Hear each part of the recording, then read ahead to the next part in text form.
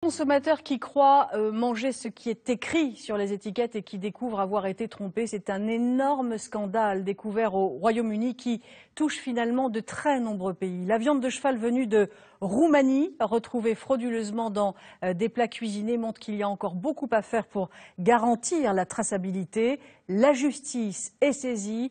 Anne-Chanine Lambard, Nathalie Berthier. C'était écrit dessus, bien mis en évidence. Du pur bœuf précisé Findus, mais à l'intérieur de ces boîtes de lasagne ou de hachis parmentier se trouvait entre 60 et 100% de viande de cheval. Ce soir, Picard annonce même qu'il a retiré de l'eau de lasagne pour réaliser des analyses. Maintenant, on ne sait plus rien, on ne sait plus rien sur aucune marque en fait. Donc on ne peut plus faire confiance.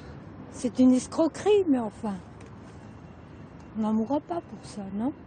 A priori, l'affaire ne fait pas courir de risques sanitaires pour le consommateur, mais elle pose le problème de la traçabilité. Découverte en Grande-Bretagne, la substitution des viandes de ces plats cuisinés a choqué le royaume entier.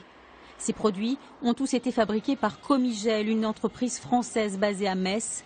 La viande lui aurait été fournie par Spanghero, qui l'a elle-même importée d'un producteur roumain via des intermédiaires chypriotes et néerlandais.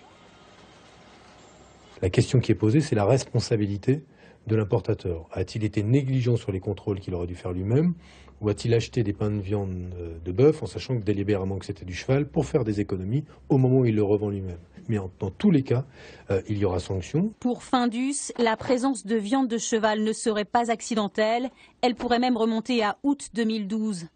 La marque a décidé de porter plainte contre X. Pendant ce temps-là, à l'autre bout de la chaîne en Roumanie, on montre patte blanche. Nous avons tous les papiers officiels.